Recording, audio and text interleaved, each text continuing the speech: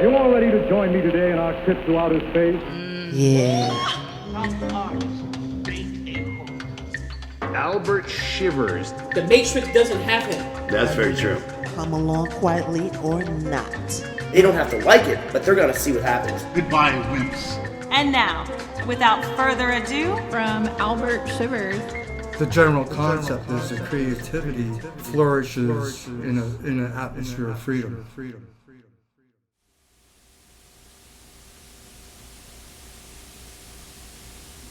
Hello, folks, and welcome to another episode of the Planet Shivers podcast.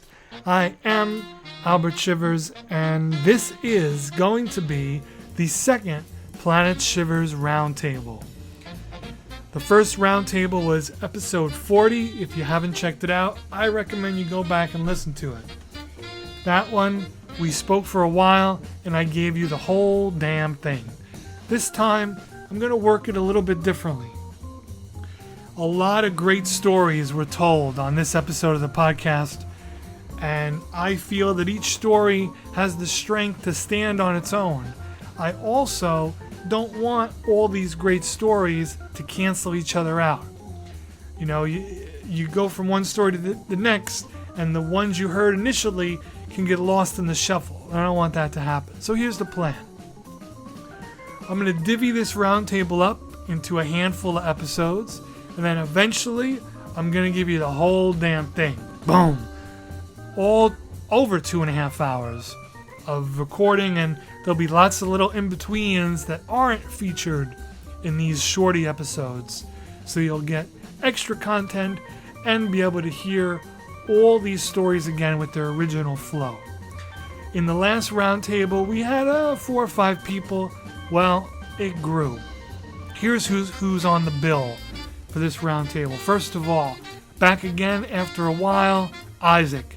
You know him from many podcasts, and I'm glad he's back on another one.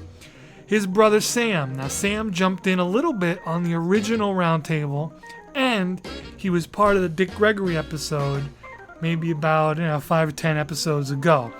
He's on there, making his first. We got a few first appearances on the show. First of all, our buddy Kyle. I've been talking to him about coming on the show for a while. He was around, so he jumped in on the round table. You'll hear him in this episode. Also, unsuspecting friend of Sam, Kyle, and Isaac, Jared. He didn't even know there was going to be a podcast, but he jumped in, and he was a good sport about it. I hope he enjoyed himself. Another first-timer on the show, who I'm excited to have on, very excited to have on, Tom Dente. He is the founding member and leader of the band Powwow. Isaac is now in that band as well. They are a farmcore band, and if you're curious what all that means, you're going to have to tune in to the next couple episodes, because during this roundtable, we dedicated a section to talk about the band and their band philosophy. So don't miss that. But Tom will be jumping into this episode as well with Isaac and Sam and Kyle and Jared. But the man with the stories in this episode is going to be Sean.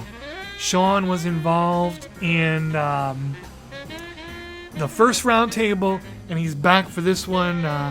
I've been keeping notes the past couple of years on stories I wanted him to share with you all, and he was into doing it. So what a gift to have him come on the show, really, and share a lot of his stories and have the input of everybody else around the table.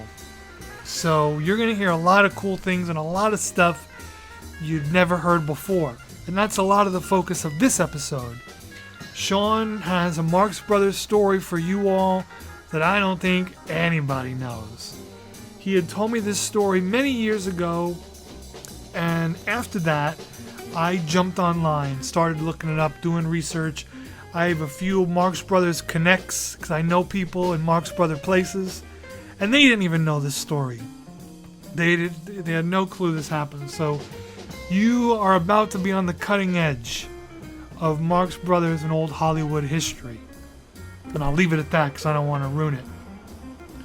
You may also have noticed this is episode 86 of Planet Shivers. We are quickly closing in on episode 100, and I've been racking my brain back and forth on what I want to do for episode 100.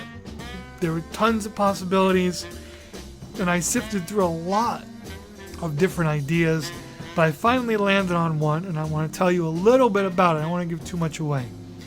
The plan for episode 100 is going to be to gather multiple generations of visual artists to talk about art, to talk about anything that comes up, really. We're going to start on art, and we're going to see where it goes. Now, before you roll your eyes and go, oh, Jesus, skip, that's going to be a boring one, I'm going to do my best to not make it boring, and the artists that I'm bringing in are not boring people. There's going to be some folks who've been on the show already, returning, and there's going to be some folks who are going to be brand new to the show, because this is my feeling on the whole thing. This is what inspired me to land on this particular idea for episode 100. I feel like all art, but we're focusing on visual art right now, but this can pertain to all kinds of art. Visual art is really one big snowball rolling down a path, because you can look at art for the individual. You could have Dali and Frida and Crumb over here and Bakshi over there, but really at the core of it all, everybody who chooses to make art their main deal travels a very, very similar path. Okay? I want to take this podcast episode to start. Peel back genres, peel back mediums, peel back perspectives, because at the beginning, every artist starts out with the same blank canvas. We all start with blank, and we build from there. So, if we all start at the same place, who's to say there are not many more commonalities along the way? This podcast started with 3 or 4 episodes in a row of talking to visual artists. And through all the episodes I've been through and all the episodes to come, what I have learned is that the artistic journey, far more similarities and commonalities than there are differences. We have a lot in common, and there aren't many of us left. So I want to bring everybody together to talk, learn from each other, and have a good time. And I really believe you as the listener will enjoy this episode. It's going to be good. Like I said, got some returning guests, got some new people. We're going to rent a venue. We're doing it up big. It's going to be great. So with that, I got a text coming in here, mid sentence here. They're interrupting me. But I'm going to be done giving you an ear beat now. Don't forget though, enough already with this phone. Don't forget, you could find out more what I'm up to on Instagram at Albert Shivers, and you can go to www.albertshivers.com. The art's there, the podcast is there, my films are there, it's all there. Also, I mentioned the band Powwow earlier, where you're going to hear a little bit from Tom and Isaac in this episode, but go check them out. They got a lot of shows coming up for you to go see. It's Powwow, Powwow.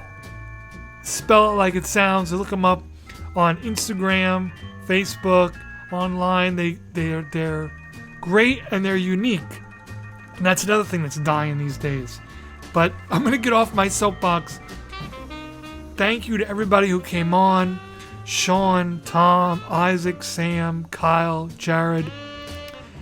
I'm thankful to all of them for coming, sitting on, and doing this show with me.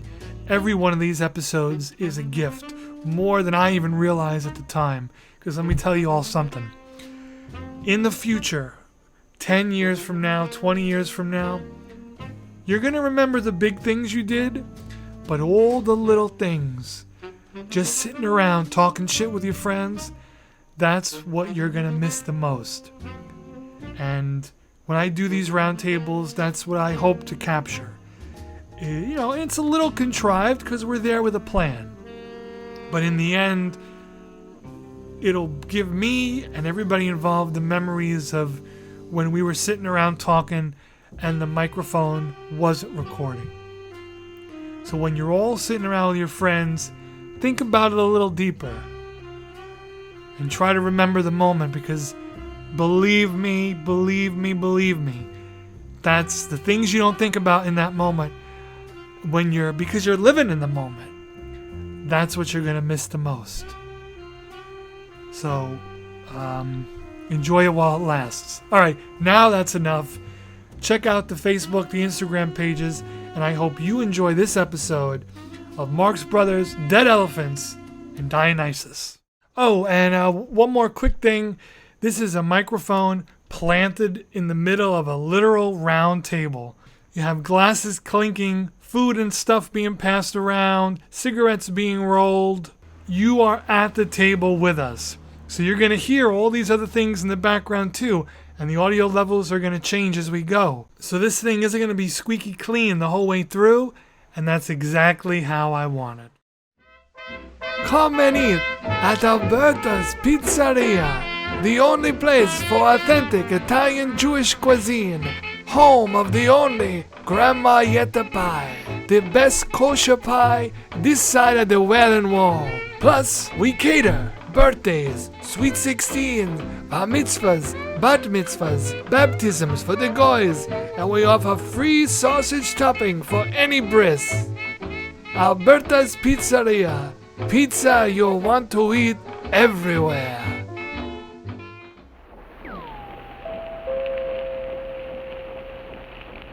WEVD, New York. The Marx Brothers elephant story. Okay. Let's tell that one. All right.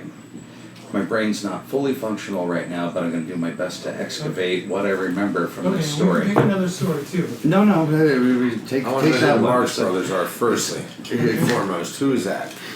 Marx Brothers. Okay. Background. He's the one to Background give. Marx Brothers. So You've seen him, you know him. they were one of the original comedy teams. They were actual Gotcha. brothers. Groucho Marx. and the other guy. Groucho, Harpo, Chico, Gotcha. Zeppo, and then there was a fifth brother who only was performing on vaudeville.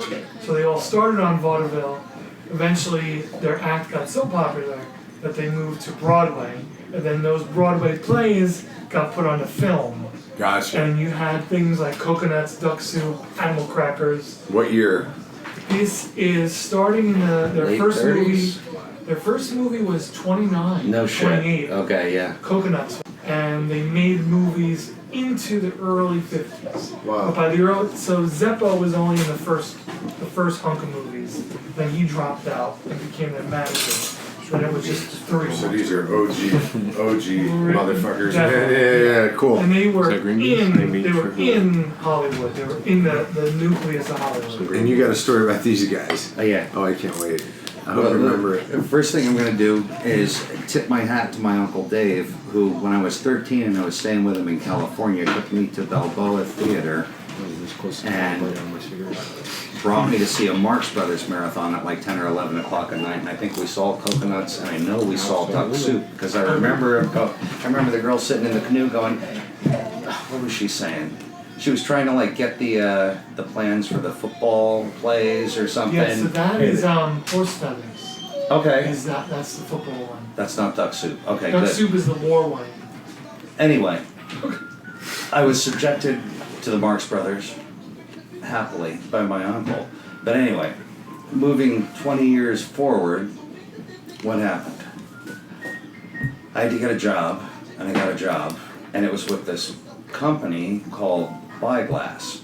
And it was Buyglass's mission in life to send you to beautiful colonial homes and remove the window sash from the 1700s, 1800s, and throw them in a router rack, and take the router and had an XY plotter, and you'd smash all the old glass out from the 1700s, 1800s, all this beautiful old wavy glass, and you'd route it out, and then you'd retrofit it with a piece of thermal pane glass. You'd not caulk, biddle. You'd biddle the thing in, and then you'd cut pieces to hold it in place, and then you'd brad nail it all the way around, and then you'd rip it on the sides with a router blade and install it and turn it into a tilt takeout window in the original sash from the 1800s.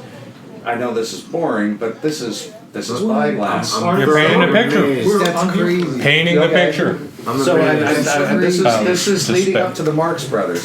I can't wait. This is getting good. So, this place, this guy we knew bought a franchise in Byglass, and they send you up to Massachusetts to train for 2 days, and they show you how to destroy old windows and put stuff in them, and it never worked right, and it always failed, and the phone was fucked up, but maybe they made it better now, I don't know, but at the time, I don't know, it worked and it was a job, so I was doing it. So we had a trailer with all the equipment in it, and we'd get jobs, and these people would buy these old houses and want to renovate them, and we got a call from Bucks County. And we go down to Bucks County, and it's this beautiful old stone mansion just outside of New Hope, 15-20 minutes. Gotcha. What is that, 202 that heads down to Doylestown, Yeah, whatever? but you're not up That's there. it, yeah. So we're like 20 minutes, 25 minutes into PA over the bridge from New Jersey north of New Hope. And off on the right-hand side, there's this big, beautiful estate from probably the late 1700s, mid 1700s, maybe even early 1700s, but it's a fucking estate. It's beautiful.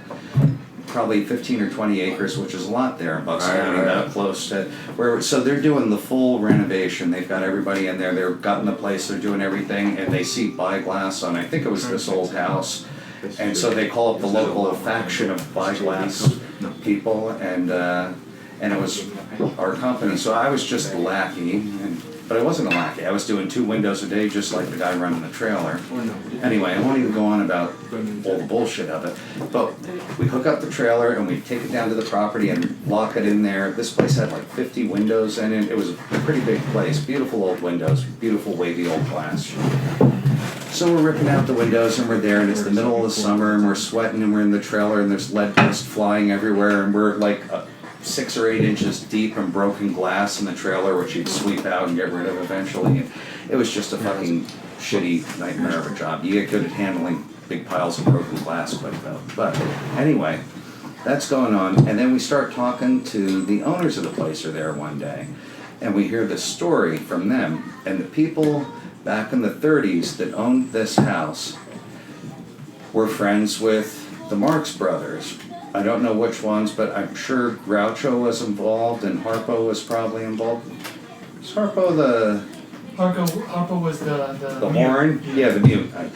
I'm pretty sure he was involved and Groucho was involved and who knows who else, but they were hanging in Philadelphia and they're like, come on back and let's hang out, and they became friends. So it was a little stop-off point. You know, they'd go up and hang out at this place, whoever owned the place back in the 30s.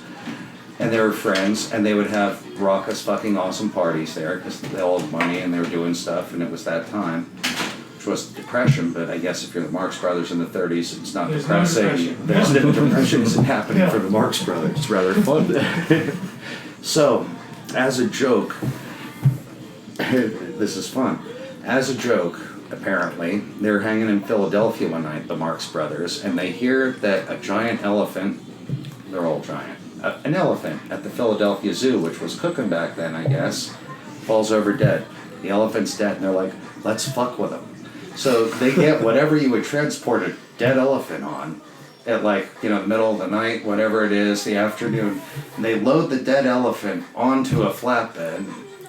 I'm guessing it had to be some kind of a flatbed that you'd have in the 30s, and they ride this thing all the way up to Bucks County, and they go, kapoof, and they push it off in the front yard, like right outside the front door of these people's house to play a joke on them. So when they wake up from partying in the morning, they walk out and there's a dead elephant outside the front door.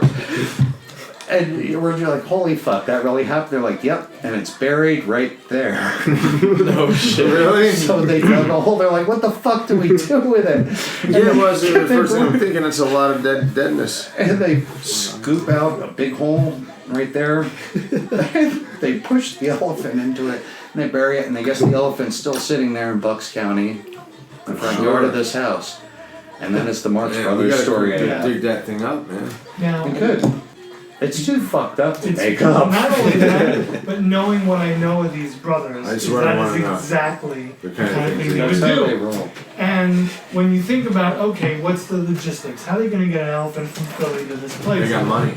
Not only do they have money, but they were in the vaudeville circuit their whole lives. They know plenty of circus people Right. who can toss an elephant on a flatbed and haul it up to the house. It would be easy. They had to for get them. rid of it anyway. Yeah, we got a place. move an elephant, Right, move this yeah, fucking be elephant. like, hey, Sean, I got a place you can put that dead elephant. Man, that's terrible. Bring it this way. They didn't have to tell them they were playing a prank. We got a spot you can get rid of it. We got dogs. Bring it this way.